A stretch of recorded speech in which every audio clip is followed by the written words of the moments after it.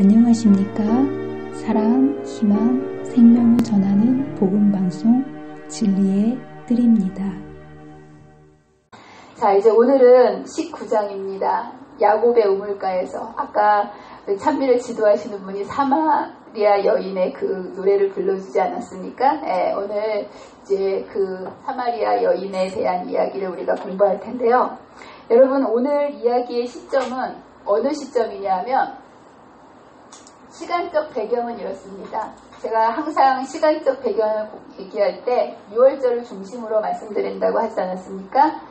오늘의 이야기는 첫 번째 6월절에 오셔서 뭘 하셨죠? 성전 정결을 하셨습니다. 굉장히 중요한 사건이고요. 그리고 성전 정결을 이제 기점으로 해서 예수님의 사역은 공간이 유대 사역과 갈릴리 사역으로 나눈다고 말씀하지 않았습니까? 그래서 첫 번째 6월절 근간에 내려오셔서 주로 어디에서 사역을 하시냐면 예루살렘을 중심으로 사역을 하십니다. 그래서 성전 정결 사역도 예루살렘에 있었고요. 니고데모를 만난 것도 어디서 만나신 거예요? 바로 이 예루살렘에서 만나신 겁니다. 그리고 지난번에 침례 요한과의 그런 애매한 관계가 있었던 그 사건도 바로 이 유대아 중심으로 있었던 이야기고, 예수님께서 대부분의 이 첫 번째 6월절 근간에서는 사역의 시작을 유대 지역에서 하는 모습을 보게 됩니다. 근데 오늘의 사건은 여러분 어디가 공간적 배경일까요? 네?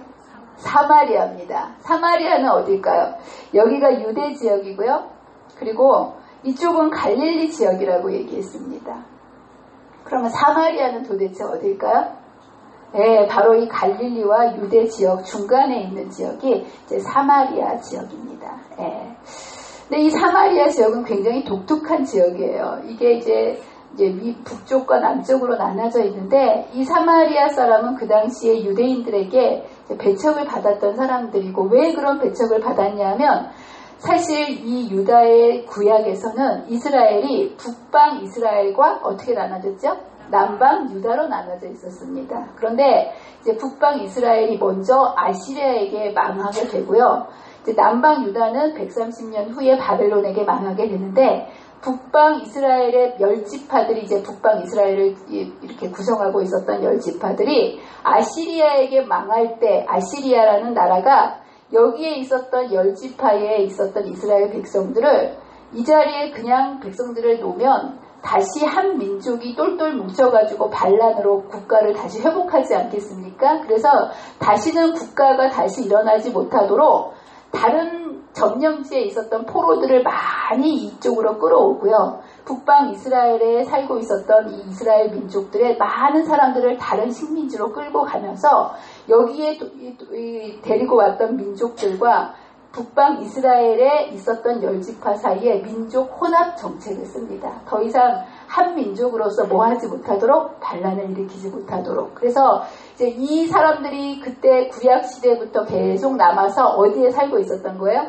네, 사마리아에 살고 있었고, 남방 유다가 바벨론에 끌려와갖고 다시 돌아와서 이곳에 건설할 성전을 재건할 당시에 여전히 이 자리에는 누가 살고 있었던 거예요? 사마리아 사람들이. 그런데 이 사람들은 어쨌든 이 끌려갔던 사람들과 다른 나라 사람들이 이곳에 혼혈해 살면서 순수한 이스라엘의 혈통이 남아있지 않고 북방 이스라엘의 피와 이방인들의 피가 섞였기 때문에 그 당시에 돌아왔던 순수한 유대 민족은 이 사마리아 사람들을 정통 하나님의 자손으로 인정을 했다 안 했다? 안 했다라는 거예요. 예, 그래서 처음에 돌아왔던 민족들이 예루살렘을 이렇게 중심으로 살아가다가 인구가 점점 많아지니까 여기 더 이상 살 수가 없지 않습니까?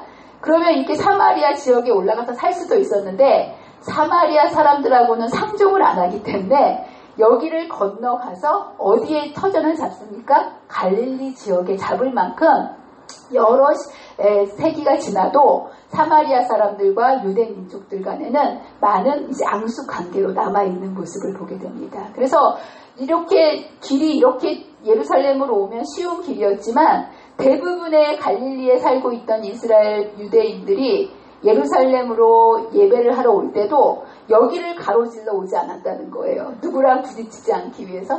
사마리아 사람들하고. 그래서 굉장히 번거롭게도 요단강을 건너서 다시 요단강을 건너서 갈지언정 유대인들과 사마리아 사람들 사이에는 전혀 왕래가 없는 모습을 보게 됩니다.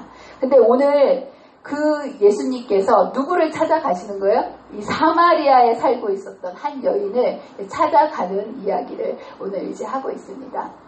여러분들, 이 이야기는 단지 예수님께서 사마리아에 살고 있는 한 여인을 찾아간 그런 이야기가 아니고요. 굉장히 신앙적인 기본의 원리가 담겨져 있는 이야기입니다.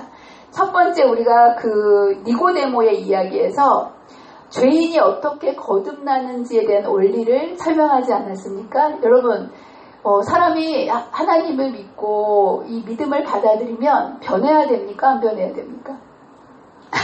예, 복음에는 능력이 있어서 이 복음은 사람을 변화시키게 되어 있습니다. 그런데 수십 년씩 교회를 다녀도 사람을 변화되지 않는 것은 뭔가 잘못된 것이고, 주님께서는 신앙의 기초에 있어서 어떻게 사람이 거듭나고 변화될 수 있는지에 대한 원리를 니고데모와의 회견을 통해서 정확히 가르쳐 주시는 모습을 보게 됩니다. 그래서 사람이 어떤 원리로 변화되는지에 대한 그 원리를 니고데모를 통해서 가르쳐 주셨다면, 오늘 이 사마리아 여인을 통해서는 무엇을 가르쳐 주시기를 원하셨냐면, 그렇다면 어떻게 죄인이 예수님께 나아가는지에 대한 단계를 알려줍니다. 중요합니까? 안 중요합니까? 여러분들, 예수님께 어떻게 나아가는지 단계를 아십니까? 모르십니까?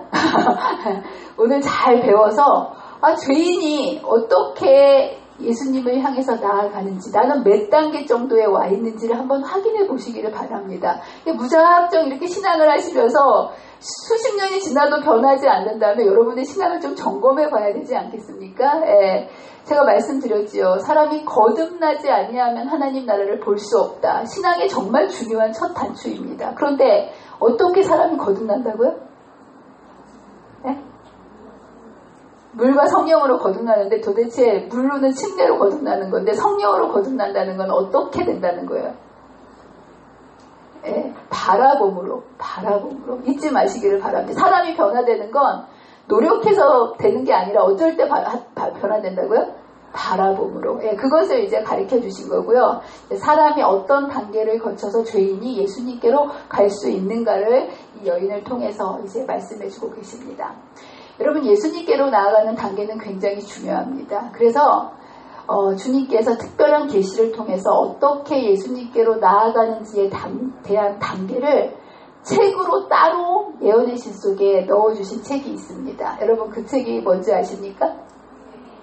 네, 생애의 빛입니다. 생애의 빛을 원문으로 보면 정로의 계단이라고 되어 있고요. 그걸 영어로 하면 Step to Christ, 예수님께로 나아가는 단계라는 것입니다. 그래서 이 예수님께 나아가는 이 단계를 하나하나 가장 잘 설명해 놓은 책이 정로의 계단이고요. 오늘 만난 이 사마리아 여인도요, 그 단계에 따라 예수님께로 나아가는 모습을 보게 됩니다. 여러분들, 이 죄인이 예수님께로 나아가는 첫 번째 계단은 뭐인 것 같습니까? 뭘까요? 네? 어떻게 죄인이 예수님께로 갈 수 있을까요? 회개일까요? 고개를 끄덕끄덕하냐. 네. 회개는 여러분들이 알고 있는 게, 죄인이 예수님께로 돌아갈 때 우리가 예수님께 간다라고 생각하는데, 여러분, 죄인의 속성은요, 절대로 하나님께로 돌아가지 않습니다. 죄인은 숨고 떠나고 하나님께로부터 멀리 가는 게 죄의 속성이기 때문에 인류 역사상 죄인이 먼저 예수님을 향해서 가는 게 없습니다. 여러분, 아담이 죄를 졌을 때 아담이 하나님을 찾아갔습니까? 하나님이 아담을 찾아오셨습니까? 네, 하나님이 아담을 찾아오셨죠. 네. 또 가인의 죄를 졌을 때도 가인이 잘못했습니다 하고 찾아간 게 아니에요. 누가 찾아오셨습니까? 하나님께서 찾아오셨고, 그래서 잃어버린 은전, 그리고 잃은 양, 이런 모든 것들은 다 누가 찾으러 온다는 거예요? 하나님께서 우리를, 잃어버린 죄인을 찾으러 오는 모습을 보게 됩니다. 탕자는 탕자가 같지 않습니까? 그러는데요, 여러분, 탕자도요, 탕자가 간 게 아니라 그 아버지가 동부 밖에 나가서 매일매일 먼저 나가서 뭐 하셨다라는 거예요? 기다렸다라는 거예요. 그 기다린 사랑이 탕자를 돌아오게 만들었다라는 거. 그래서 언제나 인류는요, 절대로 죄인이 하나님께 먼저 나아가는 법이 없습니다. 이날도 이 사마리아 여인은요, 여러분들 예수님이 찾아가지 않으면 절대로 예수님 찾아올 가능성이 있는 여인일까요? 없는 여인일까요? 없는 여인이에요. 그렇지만 그 마음속에 일어나는 갈증을 주님이 아시고 이 여인을 찾아서 나가시는 모습을 보게 됩니다. 그 말씀이 여기 이렇게 되어 있어요. 유대를 떠나사 다시 갈릴리로 가실새 사마리아를 어떻게 해야 된다고요? 통과하여야 하겠는지라. 반드시 거기를 통과하셔서 그 여인을 만나는 주님의 의지가 있는 모습을 보게 됩니다. 그래서 첫 번째 그 생애의 빛의 첫 챕터 이름이 인류를 향한 하나님의 사랑입니다. 사랑이 먼저 죄인을 향해서 다가오는 모습을 보게 됩니다. 네. 이 여인은 어떤 여인이었냐면 그저 사마리아 여인이라고 이렇게 하지만 저와 여러분을 포함한 모든 죄인을 상징합니다. 네. 여러분 이 여인이 어떤 모습을 하고 그 당시에 살았을까요?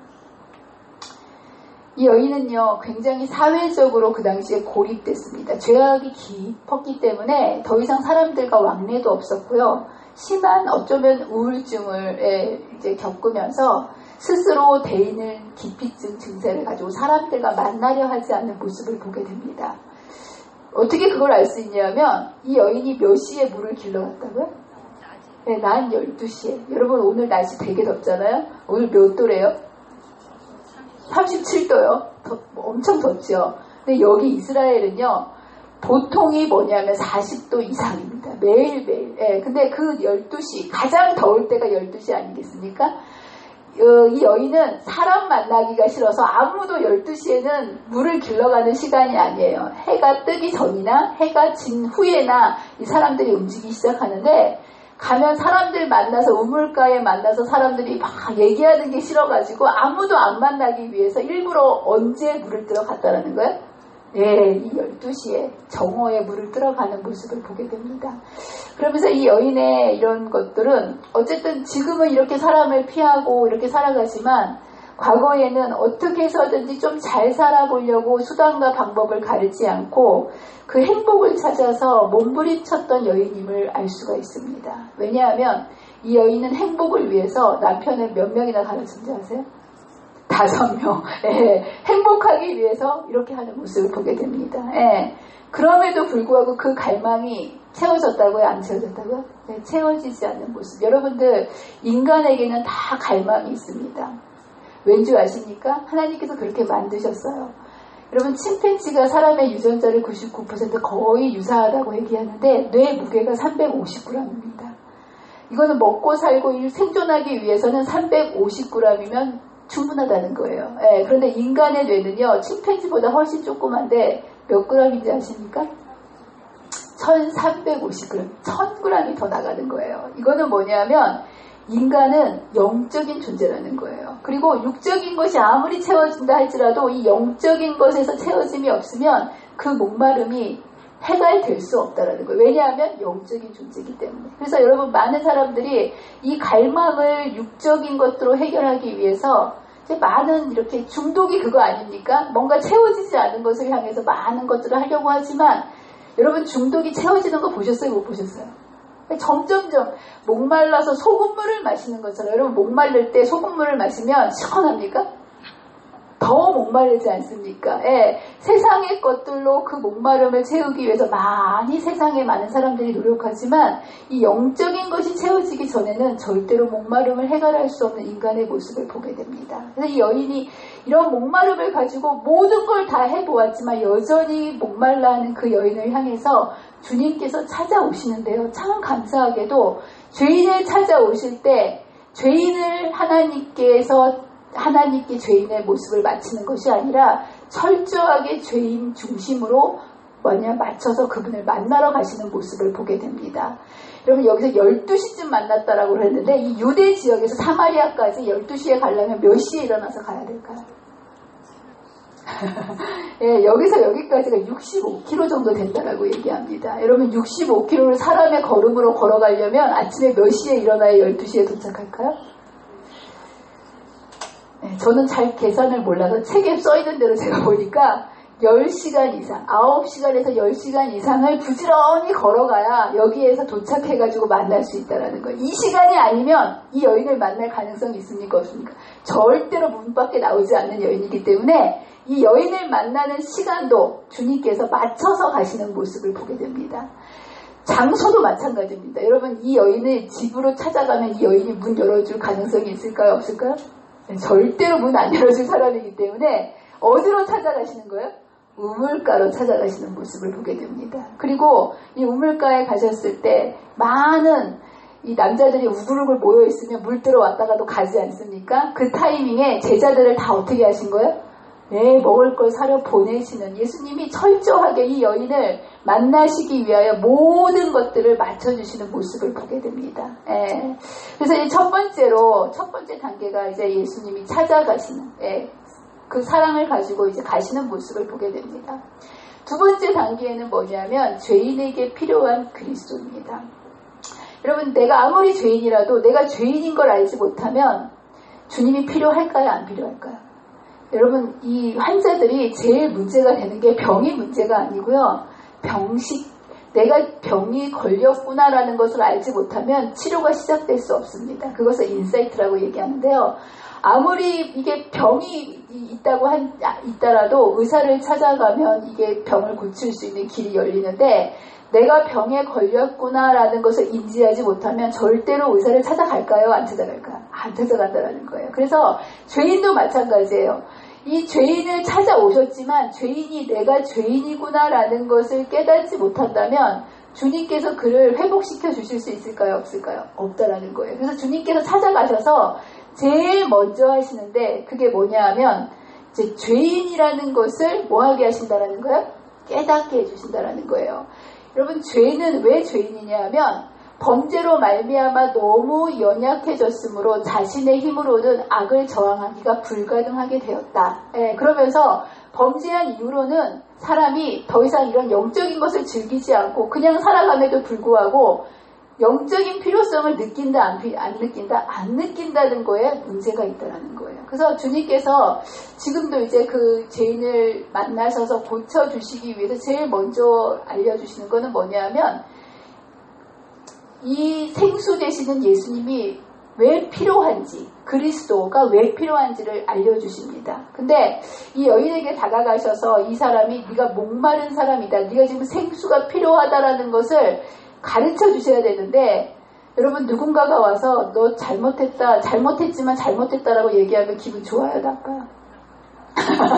나쁘죠. 그러니까 너 목마른 사람이야 라고 얘기하지 아니하시고 주님께서 역설적으로 가셔서 내가 목마르다 라고 얘기하시는 모습을 보게 됩니다. 그래서 여기 보면 이제 그 본인이 이 여인이 목마른 것을 내가 목마르다라고 얘기하시면서 물을 청하심으로 말미암아 이 여인으로 하여금 내가 목마른 자구나라는 예수님이 필요하구나라는 것을 깨닫게 하십니다. 그러면서 이 얘기를 사마리아 여자 한 사람이 물을 그리러 왔을 때 예수께서 물을 좀 달라 하시니 그러면서 시대의 소망에는 이 상황을 이렇게 설명합니다. 구주께서는 이 여자의 마음문을 여는 열쇠를 찾으려 하였으며 하나님의 사랑에서 우러나오는 재치로서 호의를 베푸신 것이 아니라 뭐 하셨다는 거예요? 그것을 요구하셨다. 아마 이 여인은 자존심으로 똘똘 뭉쳐있는 여인이었기 때문에 너가 물 필요하다 그러면 절대로 인정하지 않았을 거예요. 그런데 주님께서 만왕의 왕이고 온 우주의 주인께서 그 연약한 그 여인에게 자신의 모든 것을 내려놓으시고 밑바닥까지 내려가셔서 나한테 뭐를 달라? 물을 달라고 요청하시는 예수님의 사랑을 보게 됩니다. 그래서 여기 보면 친절을 베푸는 일이 거절당할 수도 있을 것이나 신뢰는 신뢰를 일으킨다 라고 얘기하시면서 우리의 구원을 위해서 모든 것을 내려놓으시고 물 한 모금을 구걸하시는 예수님의 모습을 여기에 이제 우리는 보게 됩니다. 이 모습이 너무나 깜짝 놀란 거예요. 이럴 리는 없거든요. 그러면서 이 여인이 이렇게 반응합니다. 당신은 유대인으로서 어찌하여 사마리아 여자인 나에게 물을 달라고 하나이까? 이런 일은 유대인과 사마리아 간에는 있을 수 없었던 일이었거든요. 그럴 때 비로소 예수님께서는 이 여인이 뭐가 필요한지를 얘기해 주시는 모습을 보게 됩니다. 뭐라고 얘기하십니까? 내가 만일 하나님의 선물과 내게 물 좀 달라 하는 이가 누구인 줄 알았다면 그에게 구하였을 것이요 그가 생수를 내게 주었으리라. 내가 주는 물을 마시는 자는 영원히 목마르지 아니하리니 내가 주는 물은 그 속에서 영생하도록 솟아나는 샘물이 되리라. 라면서 그 여자가 상상하지도 못한 이 샘물의 필요성, 구주의 필요성을 일깨워 주시는 모습을 보게 됩니다. 그 여인이 예수님의 말을 듣고 나서 그 필요성을 인식하기 시작합니다. 그래서 즉시로 뭐라고 대답합니까? 주여 그런 물을 내게 주사 목마르지도 않고 또 여기 물길로 오지도 않게 하옵소서. 이 여인이 매일매일 하면서 제일 하기 싫은 일이 뭐였을까요? 물 깃는 일. 매일매일 하기 싫지만 하지 않을 수 없었던 일인데 예수님께서 뭐를 주신다는 거예요? 목마르지 않고 그쵸? 영생하도록 솟아나는 샘물이 있다고 하니까 이 여인의 마음속에 기가 쏠깃하면서 야 다시는 물길로 오지 않는 이 물을 내게 주십시오. 그 필요성을 아주 간절하게 이제 갈망하는 모습을 보게 됩니다. 그래서 물 준다고 얘기해놓고 물 달라고 했으면 그 다음 대답이 어떻게 됩니까? 물을 주셔야 되죠. 그런데 여기에 보면 3단계가 뭐냐면 회개입니다. 이 회개는 뭐냐면 물을 주시기에 앞서서 죄를 들춰내시는 모습을 보게 됩니다. 여러분 빛이 들어오기 위해서는 어둠이 나가야 되지 않겠습니까? 물이 흐르기 위해서는 물이 흐르는 게 중요한 게 아니라 그 물의 흐름을 막고 있는 죄를 없애는 것이 선행되어야 합니다. 그래서 여기에 보면 예수님께서 그 안에 있었던 이 여인의 물이 흐르는 것을 막고 있었던 그 죄를 들춰내시는 모습을 보게 됩니다. 여기 보면 물 준다고 해놓고 여기 뭐라고 되어 있어요? 갑자기 뭐를 바꾸셨다고요? 화제를 바꾸셨다. 예수께서 주시기를 열망하셨던 선물을 이 영혼이 받을 수 있기 전에 먼저 그 여자에게 자기의 죄와 자기의 구주를 깨닫게 하지 않으면 안 됐다. 넘치는 생수를 쏟아 부어주고 싶으셨지만 그 안에 있었던 그 죄의 문제를 해결하기 전에는 주실 수 없었기 때문에 이 여자의 죄를 들춰내시는 모습을 보게 됩니다. 여러분 이 여인이 제일 하고 싶지 않았던 대화가 있다면 누구 얘기하는 걸 제일 싫어했을까요? 남편 얘기. 여러분 각자가 이 얘기 꺼내면 싫어하는 얘기들이 다 하나씩 있지 않습니까? 저도 그런 얘기가 있는데 사람마다 아킬레스건 같은 이런 거는 대화하고 싶지 않은 그 마음의 상처와 이 마음의 이런 아픔들이 있습니다. 근데 이 여자가 이 대화는 정말 하고 싶지 않아서 사람들을 피해 살던 그런 여인이었는데 제일 하고 싶지 않았던 대화는 뭔지 남편에 대한 얘기를 하는 모습을 보게 됩니다. 누구를 데려오라고 합니까? 나는 남편을 데리고 와라. 그랬더니 이 여인이 그 얘기에 대해서는 하고 싶지 않기 때문에 얼렁 그 대화를 이제 회피하고 죄에 대해서 이제 방어하는 모습을 보게 됩니다. 바로 뭐라고 대답합니까? 나는 남편이 없나이다. 이와 같이 말함으로 그 여자는 그 방면에 대한 모든 질문을 대화를 다 끊어버린 거예요. 근데 예수님은 거기서 끝내지 않고 그 아픔을 더 들춰내시는 모습을 보게 됩니다. 뭐라고 얘기합니까? 내가 남편이 없다고 하는 말이 옳도다. 그러면서 이제까지 자기의 기억 속에서 지우고 싶었던 그 과거의 이야기를 다 끄집어내시면서 내가 남편이 5이 있었고 지금 있는 나도 내 남편이 아니니 내 말이 어떠다? 옳도다 라고 얘기하면서 그 전에 누구하고도 얘기하고 싶지 않고 기억 속에서 지우고 싶었던 그 과거의 자신의 그 죄를 들춰내는 모습을 보게 됩니다. 여러분들 이 암 환자를 예수님께서 이렇게 죄를 들춰내신 것은요 죄를 정죄하시기 위하심이 아니라 뭐냐면 치료해 주시기 위해서 여인의 죄를 지적해 주시는 모습을 보게 됩니다. 여러분 이제 병원에 가면요 그냥 무조건 병을 고쳐주는 게 아니라 항상 뭐 합니까? 검사를 하지 않습니까? 그렇죠? 피검사도 하고 엑스레이도 찍고 CT, MRI 그게 다 뭐냐 하면 정말 객관적인 왜 병이 걸렸고 네가 왜 환자인지를 증명하기 위해서는 그냥 말로 네가 환자다라고 얘기해봐야 소용이 없는 거예요.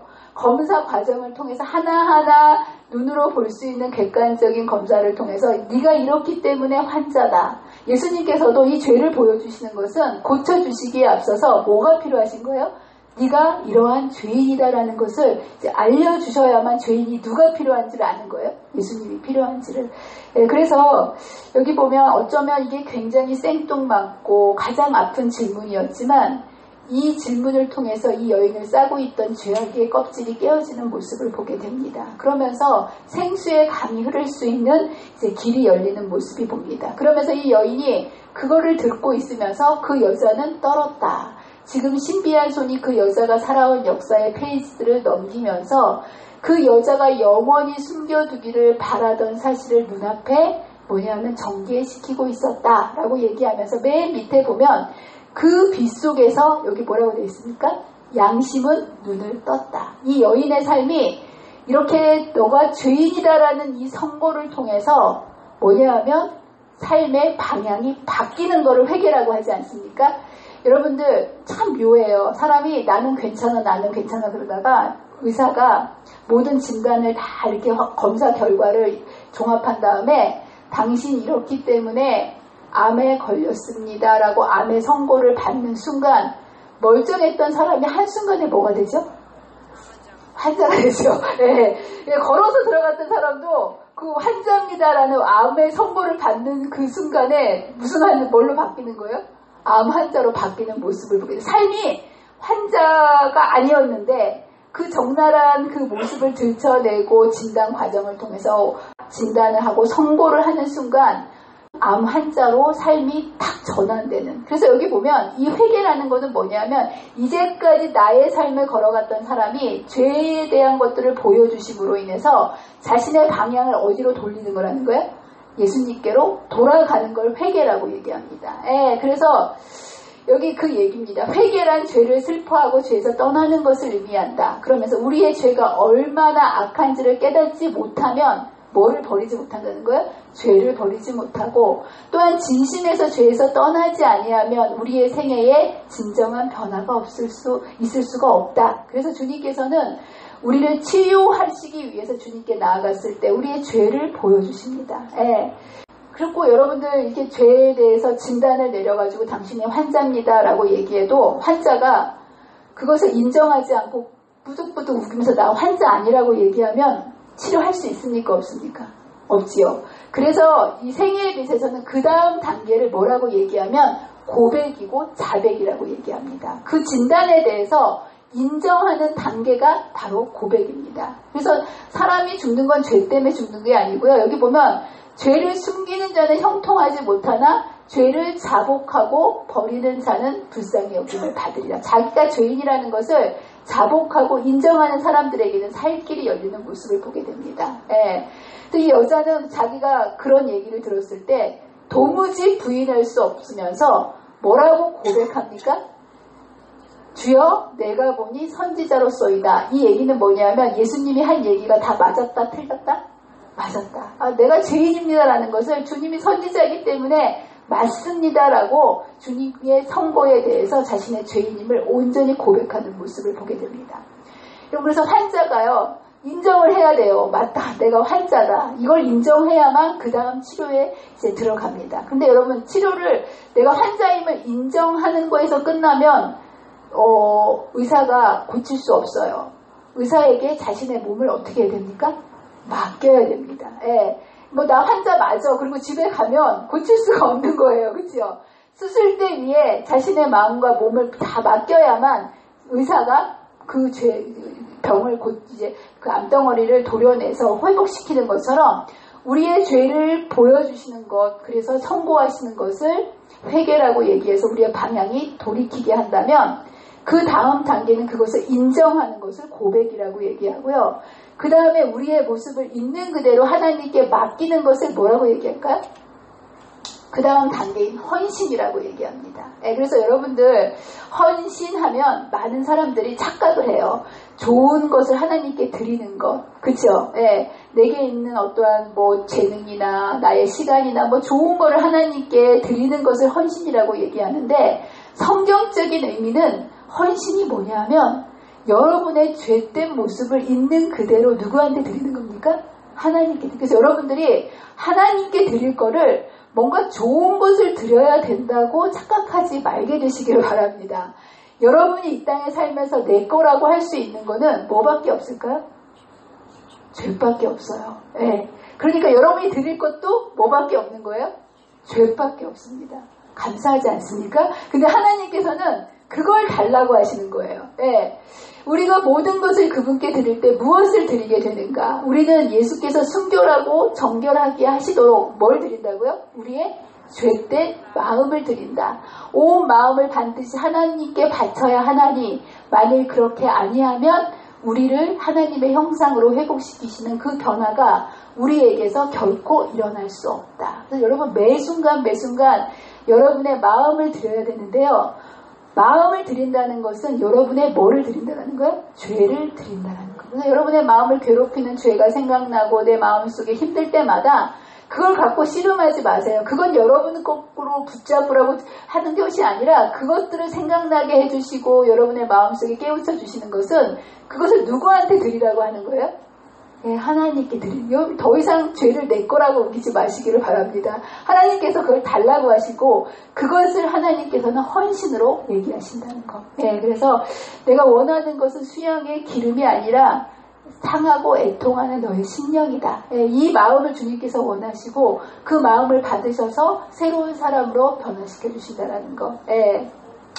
그래서 이제 그 여인이 그것을 이제 드리는 모습을 보게 됩니다. 예, 그러면서 이 여인이 그렇게 반응합니다. 마음을 드려야 되는데 아무한테나 드리면 안 되지 않습니까? 그래서 그 메시아가 오시면 내가 그분에게 내 메시아이신 그분에게 제 마음을 드릴 겁니다. 라고 바로 이 메시아에 대한 이야기를 합니다. 여자가 이르되 메시아 곧 그리스도라 하는 이가 오실 줄을 내가 아노니 그가 오시면 모든 것을 우리에게 알려주시리이다. 혹시 이분이 오랫동안 기다려도 메시아가 아닐까 하는 의문이 이 여자의 마음속에 일어나기 시작했다라고 얘기하면서 이제 이거 드리긴 드려야 되는데 아무한테나 드리면 안 되잖아요. 그렇죠? 이 메시아가 오시면 내가 그분께 드리겠습니다. 라고 얘기했을 때 주님께서는 즉시 이 여자의 그 믿음에 응답하시는 모습을 보게 됩니다. 바로 뭐라고 대답하십니까? 예수님이? 내가 말하는 그가 나다라고 얘기하십니다. 여러분 이거는 굉장히 놀라운 대답입니다. 이거는 예수님의 초기 사역이었고요. 예수님은 끝에 가서야 예수님이 메시아라는 것을 이야기하셨지 초기의 사역을 시작할 때는 그 누구에게도 제자들에게도 본인이 메시아라는 사실을 알려주지 않으셨어요. 왜냐하면 쓸데없는 오해와 그것을 감당하지 못할 것을 아셨기 때문에 그 가까이 있던 제자들조차도 그분을 메시아라고 직접적으로 얘기하지는 않으셨습니다. 그런데 이 이방의 초라한 이 여인에게 본인이 메시아라는 것을 분명하게 나타내시는 모습을 보게 됩니다. 왜 그랬을까요? 유대인들에게는 말씀하지 않으시고 후에 제자들에게 비밀을 지키라고 명령하셨던 것이 그 여자에게는 계시된 바 되었다. 예수께서는 그 여자가 예수의 은혜에 참여하도록 하기 위하여 다른 사람들을 인도하는 일에 그 지식을 활용할 것을 아셨다. 그래서 여러분은 주님을 나누는 그 일을 하는 사람들에게는요. 주님께서는 무한대로 자신을 계시하십니다. 여러분이 정말 예수님을 알고 싶으시면 여러분의 가진 빛을 남에게 전할 때 주님께서는 더 많은 빛으로 보여주시는 모습을 보게 됩니다. 여러분, 이 여인은 처음 예수님을 만났을 때 예수님에 대해서 거의 알지 못했어요. 사실 이 여인은 사마리아 여인이었기 때문에 메시아에 대한 빛을 유대인들만큼 갖고 있지 못했습니다. 그래서 여기 성경절에 보면 제일 먼저 이 요한복음에 보면 6절에 보면 예수님을 그저 어느 정도로 처음에는 인식했냐면 목마른 그 나그네가 오물가에 앉아있는 정말 목마르고 초라한 하나의 나그네로 예수님을 인식합니다. 그런데 이 여인이 9절에 가서는 당신이 어떻게 유대인인데 저한테 물을 달라고 하십니까? 라고 얘기하면서 예수님을 그저 나그네에서 좀 더 분명하게 유대인으로 알아가는 모습을 보게 됩니다. 그런데 여기 보면 이 여인이 빛에 대해서 계속해서 마음을 열고 있을 때 예수님의 막연하던 나그네의 모습이 점점점 분명한 메시아의 모습으로 깨우쳐가는 모습을 보게 됩니다. 여기 보면 빛은 이미 그 여자의 마음을 환히 비추고 있었다. 여러분, 예수님을 알아볼 수 있는 거는요, 인간의 노력으로는 될 수 없습니다. 그렇죠? 그 초라한 모습 속에서 누가 그분을 메시아로 인식할 수 있겠습니까? 성령께서 빛을 비춰주시는데 그 빛을 거절하지 않고 계속해서 받아들이는 이 여인이 그 짧은 시간 동안에 나그네였던 그 하나의 초라한 인간의 모습 속에서 점점점 그분의 모습을 알아가는 모습을 보게 됩니다. 예, 그러면서 그 그리스도께서 목마른 모든 영혼에게 주시는 영적 생명인 생명수가 그의 마음속에서 뭐하기 시작했다는 거예요? 솟아나기 시작했다. 이러면서 점점점 영적으로 분명한 분별력을 가지고 주님의 모습을 알아가는 모습을 보게 됩니다. 제자들조차 몰랐던 그분을 이 사람이 이제 알아가는데 그것의 답을 하나님의 영이 그에게 역사했기 때문이라고 얘기합니다. 여러분들, 이런 성령께서 지금도 여러분의 마음속에 역사하실까요? 아멘입니다. 그 빛을 갈급하고 받아들이는 사람들에게 점점점 더 큰 빛으로 주님을 계시한다는 사실. 그래서 처음에는 나그네였다가 그 다음에는 유대인이었다가 그 다음에 조금 더 야곱보다 큰 자입니까? 라고 인지를 합니다. 그러다가 그렇다면 당신이 선지자이십니까? 라고 선지자라고 얘기하면서 나중에 사람들에게 뭐라고 얘기하냐면 내가 성경에서 얘기한 누구를 만났다? 그리스도가 아니냐, 메시아가 아니냐. 예, 그 정말 무지한 그 여인의 아무것도 알지 못하는 그 여인이 이 분을 뭘로 인식했다라는 거예요? 그리스도요, 메시아로. 아무도 알지 못하는 순간에 그 성령의 빛을 받아들이고 메시아로서의 예수님을 보게 되는 모습을 보게 됩니다. 예. 그러면서 이 여인이 예수님을 만나는 순간 인생이 바뀌는 모습을 보게 됩니다. 여러분, 이 여인이 이제까지는 어떤 생활을 해왔습니까? 사람을 피했습니까? 사람과 같이 살았습니까? 절대로 한낮에 물을 들어갔던 이 여인, 절대로 사람들과 만나는 걸 가장 싫어했던 이 여인이 여기에 보면 이제 이 7단계가 되면 전혀 다른 모습으로 물동이를 던져두고, 여러분, 이 물동이는 이 근동의 이 사람들에게는 생명과 같은 겁니다. 물동이가 없으면 살 수가 없어요. 그런데 그 소중한 물동이를 뭐 해놓고 팽겨쳐두고 마을로 들어가서 이제까지 그렇게 피해 다녔던 사람들에게 누구를 소개합니까? 그리스도를 소개하는 사람으로 전혀 다른 모습으로 바뀌는 모습을 보게 됩니다.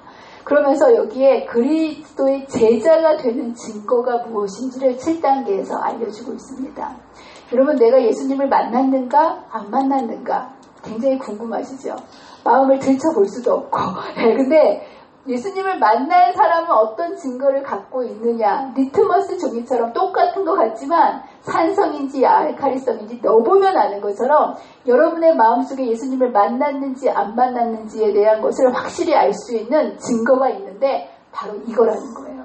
여러분의 마음속에 예수님을 만난 사람들은 반드시 어떤 하냐면 그리스도의 사랑이 마음속에 있으면 반드시 뭐와 같아서? 좋은 향기 같아서. 여러분들 물건 같은 거 눈에 안 보이게 숨길 수 있어요. 그렇죠? 근데 여러분, 냄새나 향기는 숨길 수 있을까요? 없을까요?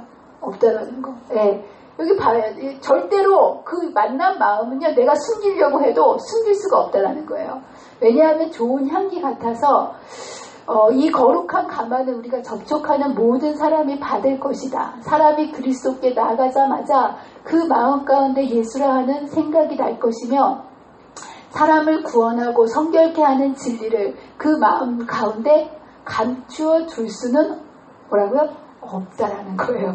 예. 여러분의 마음속에 사람만 만나면 예수님 얘기를 하고 싶다. 그러면 그 사람은 틀림없이 예수님을 만난 것입니다. 그런데 만나면 무슨 이런 집 얘기하고 뭐 얘기하고 이러면 예수님을 만난 게 아니에요. 우리의 모든 대화는요, 내가 생각하는 대로 나오게 되어 있습니다. 여기 향기와 같아서 이 예수님을 만난 이 여인도 마찬가지예요. 이제까지 그렇게 제일 싫어했던 일이었지만 예수님을 만나는 순간 어디로 나간 거야? 동네로 들어가서 이런 모습을 하게 되는 모습을 보게 됩니다. 그러면서 아주 짧은 시간 동안에 제자가 되고 자라나는 모습을 보게 됩니다. 그의 마음에 기쁨이 넘쳐서 자기가 받은 빛을 남에게 전하기 위하여 길을 재촉했다. 그러면서 동네 사람들이 생전 안 그렇던 숨어 있었던 여자, 보이지도 않은 여자가 나와서 막 얘기를 하는데 사실 이 여자도 그 동네 사람을 만나고 싶지 않았지만 동네 사람도 이 여자 만나고 싶었을까요? 안 만나고 싶었을까요? 맨날 우거지상을 하고 막 인상 쓰고 다니는 그 여자 피해 다녔을 거예요. 그런데 이 여자를 만나고 싶은 이 사람들이 몰려 나오는 모습을 보게 됩니다. 왜 그랬을까요? 이 여자의 모습이 바뀐 거예요. 네. 그의 말은 그들의 마음을 움직였다. 그리고 왜 그 마음을 움직였냐면 그 여인의 얼굴에는 뭐가 생겼다는 거야? 새로운 표정. 이거는 인위적으로 만들 수 있을까요? 없을까요? 없습니다. 네. 그의 전체의 용모에 변화가 생겼다. 이 여자를 보는 순간 사람들이 다 마음속에 뭐가 생긴 거야? 도대체 뭐가 이 여인을 바꾸게 했는가? 예수를 보려는 마음이 저절로 생겼다는 거예요. 여러분 전도는요, 뭐 세미나 가서 노력해가지고 훈련받아갖고 전도하는 게 전도가 아닙니다. 사람이 예수님을 만나서 그의 삶이 바뀌게 되면 그 사람을 바라보는 사람들의 마음속에 그 예수를 만나보고 싶은 마음이 생기도록 해서 예수님께 이끌고 나오는 것이 전도라는 거예요. 이 여인이 그렇게 하는 모습을 보게 됩니다. 예. 그러면서 이제 마지막 단계로 자기만 변한 게 아니고요. 자기가 생수를 먹고 그 다음에 뭐합니까? 그것을 또 흘려보내므로 그 사람들도 변하게 하는 모습을 보게 됩니다. 이 사람들이 예수님께로 몰려왔을 때 그 여인이 전해준 그것을 듣고 얘기한 것이 아니라 그 예수님의 말씀에 또 다시 접촉했을 때 여인뿐만 아니라 동네 전체가 변화되는 모습을 보게 됩니다. 그러면서 이제 우리가 믿는 것은 내 말을 미남이 아니니 이는 우리가 친히 듣고 그가 참으로 세상의 구주인 줄 알미라. 이 여인은 그리스도 안에서 실천적 믿음의 활동을 대표한다. 그러면서 모든 참된 제자는, 여러분 다 예수님의 제자가 되셔야 되지 않겠습니까? 모든 참된 제자는 하나님의 선교사로 태어난다. 그러면서 생수를 마시는 자는 반드시 뭐가 된다고요? 생명의 샘물이 된다. 감사하십니까? 네. 받는 자는 주는 자가 된다. 영혼 안에 있는 그리스도의 은혜는 광야에 솟아나는 샘과 같아서 모든 것을 소생시키고 멸망하는 자들로 하여금 생수를 마시기를 갈망하도록 만든다. 여러분들 이 주님을 만난 사람들을 통해서 그 물이 흘러가는 곳마다 그죠? 이 물고기랑 그 샘물이 살아나는 그 모습을 이야기하고 있지 않습니까? 반드시 그 샘물을 마신 자는 샘물을 나눠주는 사람이 된다라고 말씀하십니다. 예. 그리고 이 여인이 이렇게 하는 모습, 이 모습을 보고 예수님께서 이제 제자들이 힘들게 이제 음식을 가지고 예수님께 나왔습니다. 근데 예수님이 새벽 3시부터 오셨으니까 얼마나 배가 고프시겠어요? 근데 예수님이 하나도 배고프지 않는 모습으로 있는 거예요. 예. 그러면서 제자들이 음식을 먹으라고 했더니 예수님께서 뭐라고 얘기하시냐면 뭐라고 얘기하십니까? 내게는 너희가 알지 못하는 양식이 있느니라. 예수님 무슨 양식을 먹고 이렇게 배부르셨을까요? 예, 영원히 죽을 수밖에 없는 한 여인과 사마리아 그 사람들이 그 생명수의 생물을 마시고 해갈하고 영원한 생명의 삶으로 살아가는 모습을 보는 것만으로도 예수님 먹지 않고도 배부르셨다는 거예요. 여러분들 이게 가능합니까? 여러분 여러분 이런 걸 모르죠. 여러분 꼭 배고프면 먹고 마셔야만 해갈이 된다고 생각하는데요. 정말 이 먹고 마시는 걸로 육체적인 해갈을 이기는 것 그 이상의 뭐냐면 엄청난 해갈 방법이 있는데 죽어가는 영혼들이 생명의 모습으로 나오는 모습을 통해서 먹어서 하는 해갈과 배고픔을 이기는 그것보다 더 높은 차원 높은 뭐냐면 그 배부름을 경험한다라는 거. 네, 그래서 여기 보면 내게는 너희가 알지 못하는 먹을 양식이 있느니라. 예수께서 이르시되 나의 양식은 나를 보내신 이의 뜻을 행하며 그의 일을 온전히 이루는 것이니라 라고 얘기하면서 예수님께서 죽어가는 영혼들에게 이 양식을 주시고 살아나는 모습을 보시고 흡족해하는 모습을 보게 됩니다. 여러분 인생을 살아가면서 여러분의 마음속에 가장 행복하고 가장 이 예수님께서 만족을 느끼셨던 이 기쁨을 느낄 수 있다면 뭘까요? 우리는 예수님이 이르셨다면 우리도 그렇지 않겠습니까? 네, 사람에게는 행복을 위해서 많은 것을 갖는다고 행복한 것이 아니고요. 높은 지혜를 갖는다고 행복한 것이 아닙니다. 진정한 행복은 어디에서 오냐면 심리학자들은 자기 효능감에서 나온다고 얘기합니다. 여러분 자기 효능감이 뭘까요? 내가 누군가에는 꼭 필요한 사람이다. 내가 이 땅에 존재하는 이유가 있는 사람이다라는 그 효능감을 느낄 때 사람은 행복하다라는 거예요. 그래서 여러분 많은 사람들이 누군가를 돕고 이렇게 나눠줌으로 인해서 내가 정말 필요한 사람이구나라는 것을 이 땅에서도 누리고 살아갑니다. 근데 여러분들 아무리 도와줘도 이 땅에서 7, 80 살면 이 땅의 생명은 끝나지 않습니까? 근데 여러분들이 영원한 생명수를 전달해 줄 때 여러분은 영원히 죽을 수밖에 없는 사람들을 영원한 길로 인도하는 그 영원으로 인도하는 놀라운 일을 하면서 여러분들이 느끼는 자기 효능감은 이 땅의 생명을 위해서 목숨을 위해서 도와주는 거하고 비교가 될까요? 안 될까요? 안 된다라는 거. 주님께서는 오늘도 저와 여러분을 부르십니다. 네, 주님께서 느끼셨던 이 기쁨을 여러분도 느끼며 살기를 원하시면서 내게로 와서 내가 먼저 뭐를 마셔라? 생명수를 마셔라.